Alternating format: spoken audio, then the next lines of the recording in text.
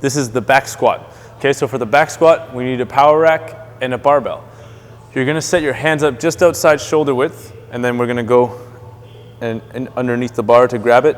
Make sure that it's even, okay? So if you grab it in an even spot and you kind of stay right in the middle as you go, it should be in the right spot. Okay, you can play around with this a little bit in the beginning to make sure, but once you're in here, we're gonna rest the bar on the meaty part of the traps. Okay, so we stand up with the bar.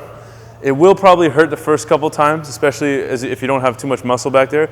As you get more and more stronger back there, it will feel a bit nicer, and you give it a couple times and it's gonna start feeling better on your back. So now, I'll get you to pause for 1 sec. Before you squat down, to really set your back in, you get your hips forward, you get your head high, and you pretend like you're about to press the bar up, and that helps lock everything in.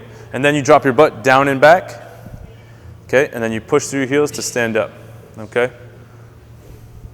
And you're gonna go as low as you can, keeping your back straight. Awesome, that's great. Good job, Naveed. Okay, so again, main pointers of the squat. For the back squat, the big thing is holding it in the right spot. It's the same as all the other types of squat. The only difference is where you're holding it. So you want to make sure that you're pushing into the bar before you go, so it locks your shoulders in, and you make sure you stay tall the whole time.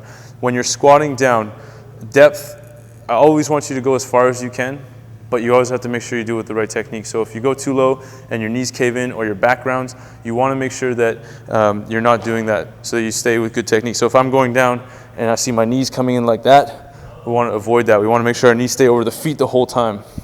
So when I press up, so it keeps everything in good position. When you're doing it this way from the side, if I'm going and my back's rounding like this, we want to avoid that, okay? We want to have a nice straight back, move in the hip joints as we go, okay? Like that. So you go as far as you can with as good a technique as possible.